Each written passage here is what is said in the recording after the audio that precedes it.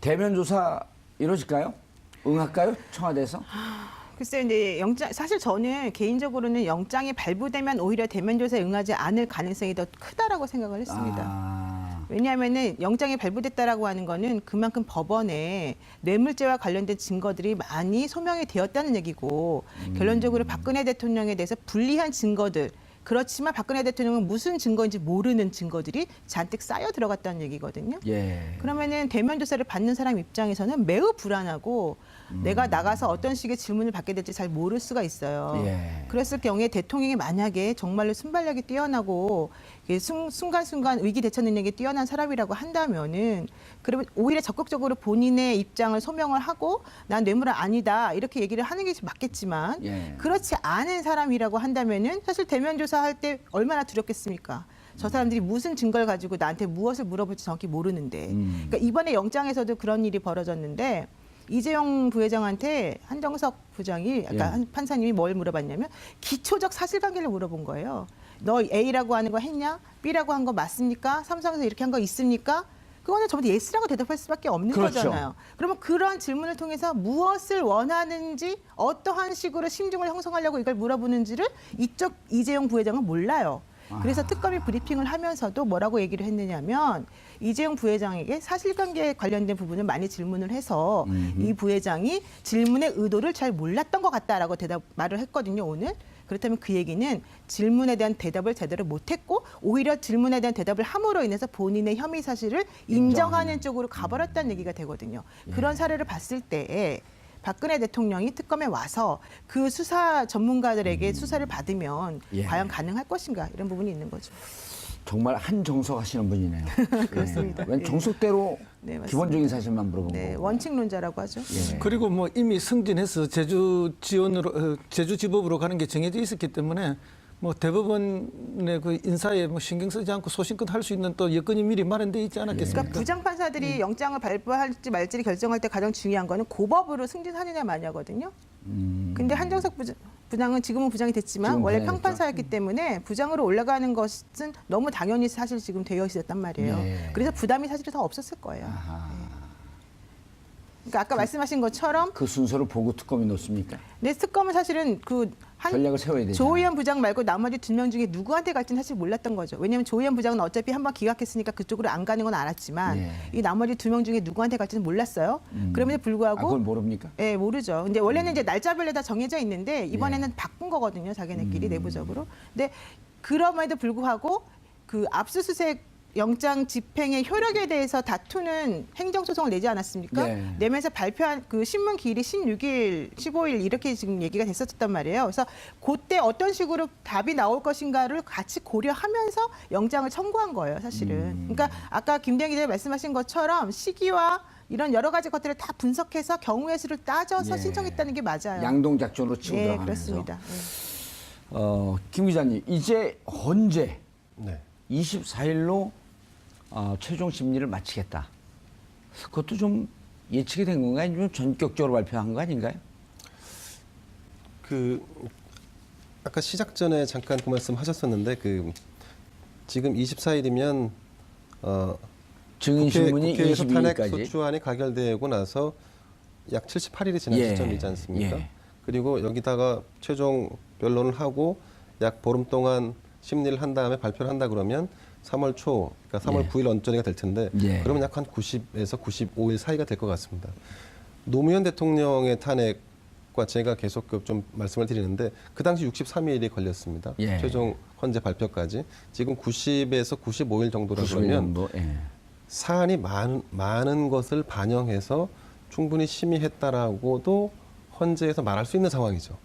예, 명분을 정도 쌓았고 그리고 지금까지 노정돼 있는 사실로 볼 때 헌재의 그 심의 자체를 대통령 대리인단 측에서 계속 지연하는 전술을 써왔단 말이죠. 예. 그렇기 때문에 이 정도 심의해서 결론을 낸다는 것에 대해서 크게 흠집을 잡거나 아니면 지금 대통령 대리인단 측에서 너무한다, 좀 더 시간을 달라라고 계속해서 요구한다는 것도 좀 무리수가 있다. 뭐 이런 측면을 보여집니다.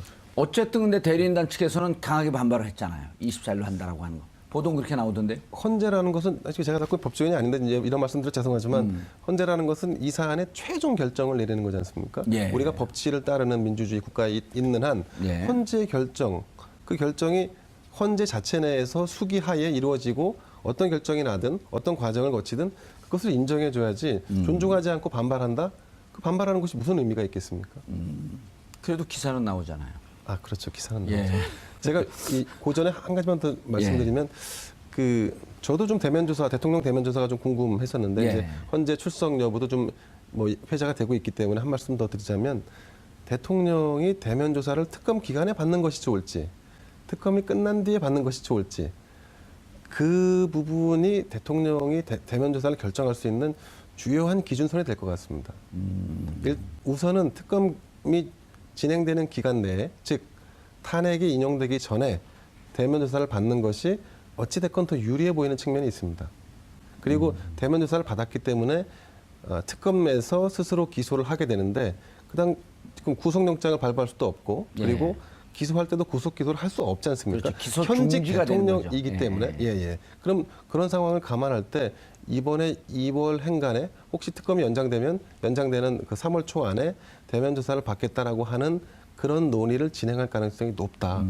이런 진단이 법조계에서 나오고 있습니다. 알겠습니다. 네. 이제 헌재의 전략인데 헌재를 대응하는 그다음에 특검을 대응하는 대통령 측의 전략인데 이제 외통수로 점점 가는 듯한 느낌이에요. 그렇죠. 영장이 발부됐기 때문에 벌어진 현상이라고도 예. 볼 수 있는 거죠. 이걸 1월 19일 날 했으면 우리가 방송도 빨리 끝낼 수 있었을 텐데. 그렇습니다. 좀 안타깝네요. 예, 네. 물이 좀 천천히 빠지는 바람에 우리 배가 계속 떠 있어요. 네.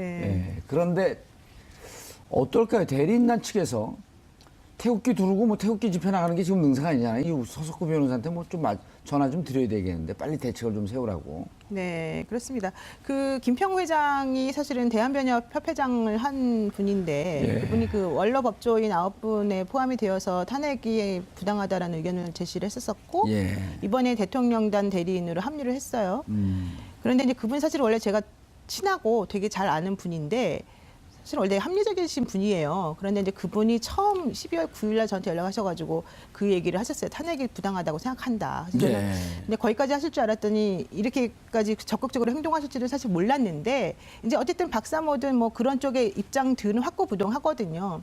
그렇다면 여기에서 이제 헌재는 공정성을 되게 중요하게 여기는 그런 예. 기관이기 때문에 어떤 식으로 해야지 공정성에 흠집을 내지 않으면서 절차적으로 제대로 마무리를 하고 결과적으로 양쪽 모두 물론 뭐 누구라도 반발은 있겠지만은 어쨌든 그래도 그나마 좀 잘 정리될 수 있을 것인가라고 하는 거를 계산을 하면서 지금 재판을 진행하고 있는 거거든요. 예. 그래서 23일까지 그 최종 변론 내용을 전부 다 정리해서 종합준비서면을 다 내라라고 그래서 말을 한 것이고 그래서 23일을 기준으로 해서 최후 변론 시점이 정해질 것이다라고 하는 게 24일. 법조계의 예. 생각이었었는데 그것을 기준으로 봤을 때 24일을 이제 정했단 말이죠. 예. 그리고 그 동안에 대통령단 대리인 측에서 신청한 증인들을 다 받아줬어요. 대부분 많이. 예. 그랬지만 대통령단 대리인 측에서 신청한 증인들이 대부분 또 소환이 안 되고 뭐 안 나오고 해가지고 다 취소되지 않았습니까? 결과적으로는. 그렇다면 헌재 입장에서는 할 만큼 했어요. 그럼에도 예. 불구하고 대통령 대리인단이 또다시 너무 시간이 촉박하다 더 달라 좀 이렇게 약간 때를 쓰고 있는 형편이에요. 그렇다면 이때 헌재 입장에서 어떻게 할 것인가? 제가 보기에는 24일 날로 했으니까 끝내세요라고 하지 않고 27일이나 28일 날 한 번 정도 더 받아줄 가능성도 있어요. 최후 변론 날짜를.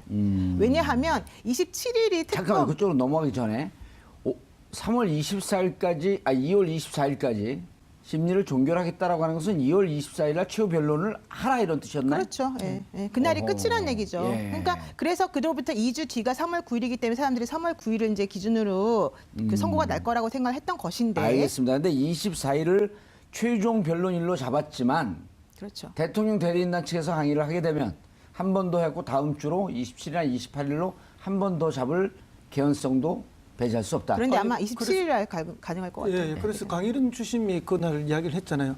그 권한대행이 날짜를 정한 걸 여기서 바로 바꿀 수는 없다. 그렇죠. 당신들이 뭐 다른 이야기가 있으면은 서면으로 서면으로 써라. 제출해라. 그래 서면으로 제출해라. 그럼 우리 한번 읽어볼게. 그러니까 이제 24일에 거의 못 박는데 방금 변호사님 말씀처럼 그 서면에서 뭐 특별히 받아들일 만한 내용이 있으면 살짝 여지는 줬다. 예, 한 번쯤 여지는 열어준 건데 제가 볼 때는 뭐 큰 의미는 없지 않느냐. 예. 자, 그런데 이제 이럴 때는 좀 보수적으로 계산을 해봐야 되거든요. 그럼 2월 27일, 2월 28일쯤에 최종 변론을 하고 그렇게 되면 선고 기일을 자 이제까지 통상 목요일 날 했었단 말이에요. 그렇게 되면 이제 목요일은 3월 그 다음 2주 안짝에 목요일은 3월 9일인데 자 3월 9일 날 반드시 하나요? 아니면 3월 10일 혹은 13일도 가능성이 있나요? 다 가능해요. 왜냐하면은 그 탄핵 심판과 관련해서 선고 날을 뭐 정해놓은 게 아니기 때문에. 그렇죠. 관행이죠 그냥. 예, 그리고 그 헌재에서도 그렇게 말했습니다. 우리가 금요일 날 선고 안 한다는 그런 건 없다. 금요일에 선고할 수 있다라고 말을 했기 때문에 3월 27일이나 28일로 만약에 최후 변론인 기일이 정해지고 나면 3월 9일 하든지 10일 하든지 13일 하든지 세 개 중에 하나로 그냥 똑같이 마지노선은 그대로 정해놓고 예. 그 최후 변론 기간만 조금 며칠 미루는 그런 예. 효과가 나타날 거라는 거죠. 허 평론가님 네. 왜 그러냐 하면 이게 3월 9일 날 하게 되면 60일 이내면요 5월 9일 그냥 5월 8일 이내거든요. 네. 그러면은 5월 8일 이내에 수요일 걸린 게 5월 3일인데 그날이 석가탄신일입니다. 그럼 그 앞으로 당기게 되면 4월 26일이거든요. 그렇습니다. 예. 그러면 4월 26일은 60일 이내지만 사실은 45일 만에 선거를 치르는 거예요. 무척 촉박해지죠. 네. 헌재가 물론 이런 정치적 고려를 안 하겠다고 하겠지만 선거 일자 같은 경우 좀 고려를 할 것 같아요. 뭐 대선일을 고려하지는 않을 거라고 저는 봅니다. 헌재가 헌재는 그야말로 자기들 그 로드맵에 따라서 하는 게 맞고 예. 대선일까지 고려할 필요는 없다. 그리고 60일 이내에 선거를 해서 다시 대통령을 뽑아라는 것은 꼭 60일을 맞춰서 해라는 게 아니고 60일 이내에 가능하면 빨리 해라는 이야기로 저는 오히려 해석합니다. 왜냐하면 대통령이 거리된 상황은 비상상황이지 않습니까? 그렇죠. 비상상황은 가능하면 빨리 이렇게 극복하는 것이 좋기 때문에 오히려 4월 26일 날 대선을 하는 것이 더 맞다. 그렇게 봅니다. 그렇게 해서 빨리 이 위기를 극복하는 것이 국민적으로도 국가적으로도 좋은 일이기 때문에 그래서 60일 이내기 때문에 60일 4월 이내에 26일이 나왔다. 문평포에 계신 건 아니죠? 물론 아닙니다. 예. 근데 어제 일부 방송국에서 4월 26일 날 그 투개표 그 평론을 위한 날짜를 잡자고 이미 섭외가 오는 걸 보면 언론에서도 그렇게 많이 평가를 하고 있는 것 같습니다. 예, 그거는 이제 우리 방송을 많이 봤기 때문에. 그래서 이런 거 이게 간단히 정리하면 노 변호사님 3월 13일 하게 되면 5월 10일까지 5월 10일도 투표일이 가능할 수 있고 4월 26일, 5월 10일 두 개의 선택지가 마련이 되는 거고 근데 3월 9일이나 3월 10일 날 최종 선고를 하게 되면 5월 10일 선거는 힘들어지는 거죠. 그렇죠. 그렇게 되면 4월 26일이 가장 유력하다. 그렇습니다. 예.